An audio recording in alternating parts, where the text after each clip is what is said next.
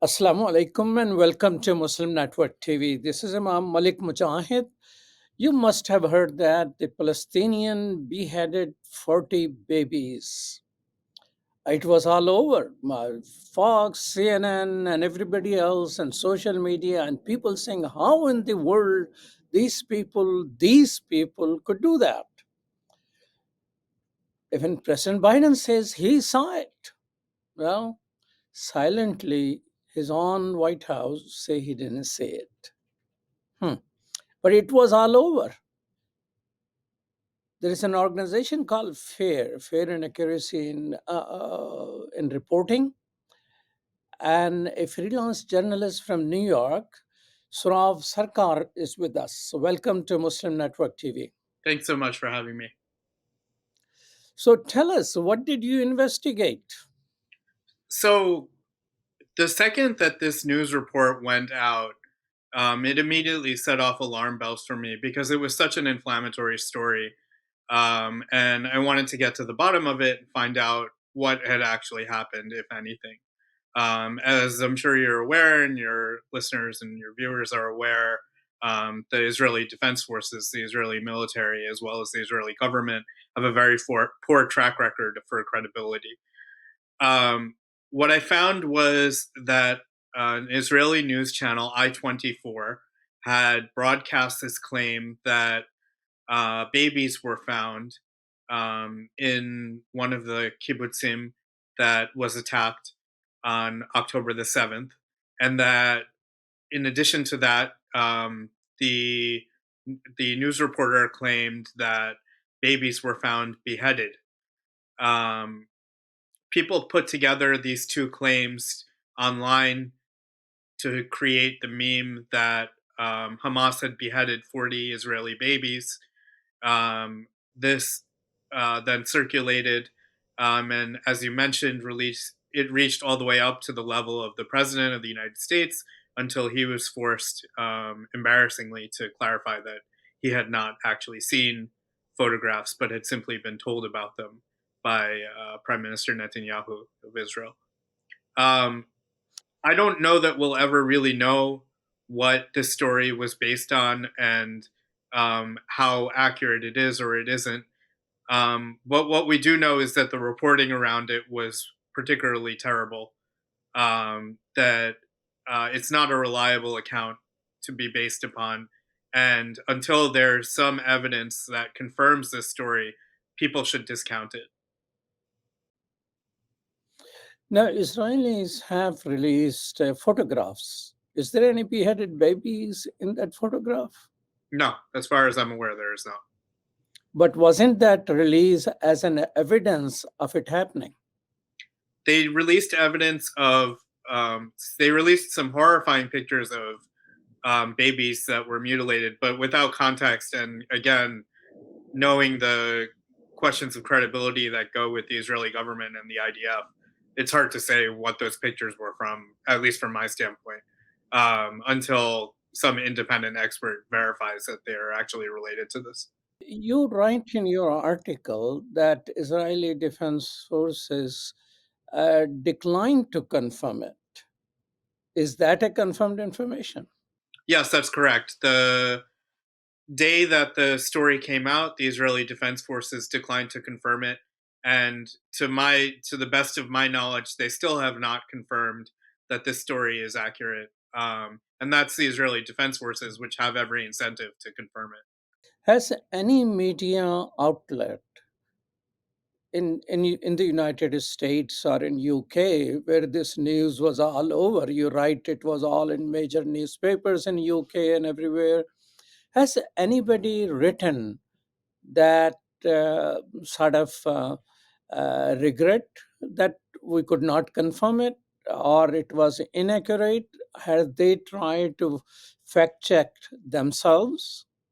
Subsequent to that, there were several news outlets which um, issued stories that said that they were not able to confirm the facts that they had reported their previous stories on. But to the best of my knowledge, no one has retracted this story per se. So, not a single media has retracted that story. What about New York Times and Washington Post? I mean, again, to the best of my knowledge, they haven't retracted it, but I am not monitoring their pages every day to see whether they have retracted it or not. So, they may have done so, and I just hadn't noticed it. But for at the time of my writing, no one had retracted it. What type of traction your fact checking has taken? Has people Are people referring to it? Are people benefiting from it? Are there people who are saying that you are the one who are lying? There's definitely been a lot of uptake on social media of this story. It was circulated by a reporter from Mint Press News, and from there, it got a lot of traction. Um, with most of the stories like this, there's a hardened group of people who will believe anything that IDF puts out, and then there's another group of people who are open minded and who are willing to think about what's actually happening and critically consume their media. And I'm heartened that there are a large number of people on the second side as well as the first. Are there other stories, just like the 40 babies being beheaded stories? Are there other stories which has come into light, which are unverifiable or requires further fact check? Yes, I haven't looked into it in depth, but I did see that there was a story about a mass rape that the Los Angeles Times then had to issue a correction on. Um, just today, I saw that there's a story circulating that Hamas had baked a baby in an oven. I don't know what the facts are about that, but I know that that's something that needs to be investigated, needs to be independently confirmed, can't just be repeated over and over. These ideas are very dehumanizing. Um, if something like this were to actually happen, it would be one of the most horrifying crimes a person could commit. And so it's incumbent upon journalists to actually investigate whether or not stories like this are actually happening and are actually true before they go out and repeat them. Do you think these media outlets have their internal fact checking mechanism which somehow have been weakened, or there are other reason for allowing whatever Palestinian do to just take the Israelis' words for it? I mean, clearly there's something wrong with the internal fact checking processes if they're um, allowing stories that are either not true or are um, should merit some greater level of scrutiny to actually pass muster and see the light of day. Um, in addition to that, I don't know what else is going on. Obviously, the climate of McCarthyism and repression is having a toll on journalists. I'm part of the National Writers Union, and through that, we are trying to support journalists who are facing repression for expressing their opinions about Gaza or their support for Palestinians.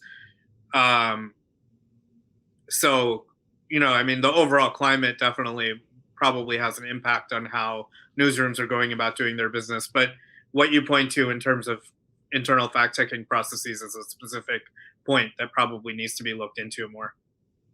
How are the organizations? I mean, in the world of social media, fact checking is should itself become a major industry.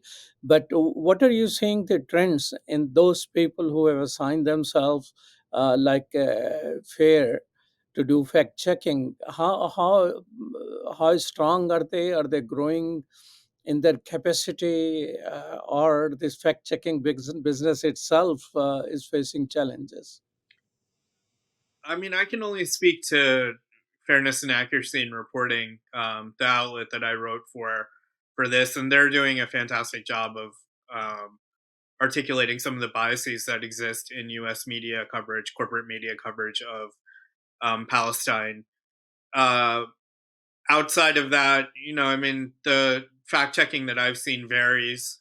Some of it is very honest and attempts to do the best that it can. Some of it is a little bit more skewed and biased.